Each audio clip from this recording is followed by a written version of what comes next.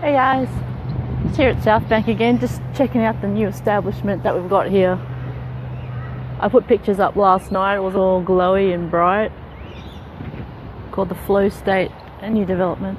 I was just listening this morning to Tony Robbins. He's pretty awesome, and he was talking about why people don't change.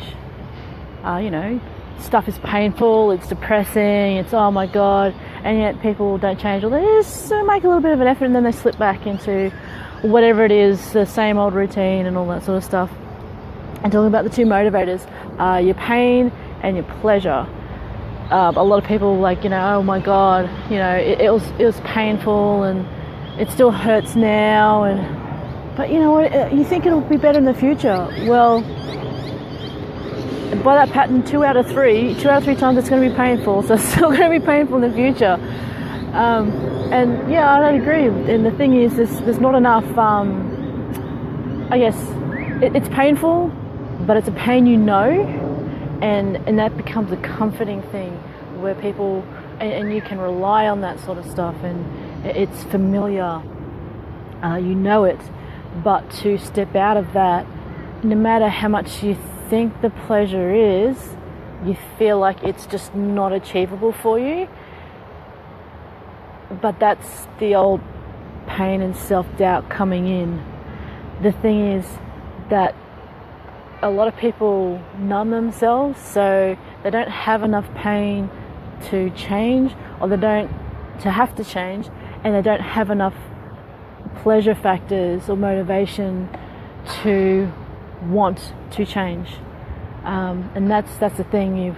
We've gotten used to falling into patterns of numbing ourselves to various different types of pain, and and you can say, oh my god, pain is bad, I want to avoid it. It's like, well, no, actually, quite often you need to go through a bit of pain to get to the good. When it doesn't have to be physical or depression. It can be just like an actual mental shift in your brain. And many neurologists and people who study this stuff, they talk about the neural pathways and how it gets reinforced with habit, and things become habit. Like, when you start going to the gym, it's like painful, you don't want to do it, you get up in the morning, I can't bear to do it, oh my god. And I talk about the habits. Hey Catherine, I talk about the habits on how many days it takes to actually create a habit where you're actually going, you know what, I don't want to go up and wake up and go to the gym or do whatever I have to do because I just want to sleep in bed. And eventually it becomes to a point where you go, I don't want to do it, but I need to do it, and you just keep going on and on like that. And these are little changes, whether it's not staying in bed for an extra 5 minutes, or just saying that's I seriously, no more episodes of Game of Thrones. That's it. No, that's it. I'm not going to binge watch. I'm just going to have 2 episodes or 1 episode, and then that's it. You feel compelled to want to keep doing it. Just I wake up in the morning, I still have problems. I wake up in the morning because my phone is my alarm, and I look at my phone and I go, oh no, I want to check Facebook, I want to check Instagram, I want to check Tumblr, I want to check everything. I get that sort of, oh my god, I just need to do it. Then I go, no. Stop it. Make changes. Don't get too caught up in, the things that are trying to soothe you into not going to a place where you want to go. So I guess my takeaway from that, watching Tony Robbins about the pain and pleasure thing, is that you can have people who can encourage you and then provide you with little dangle little carrots in your face and say, hey, I've got this thing here, but they also can put a mirror on the stuff that's stopping you. However, you're the person that's going to have to do a lot of the actions to be able to get to the carrot state. So whether it's you go, okay, that's it, I'm going to stop doing that, or I'm going to make it so painful to go back that I have to go forward to that pleasure and make myself do that. I mean, that's all up to you. It's I keep going on about it, but I wear latex every day.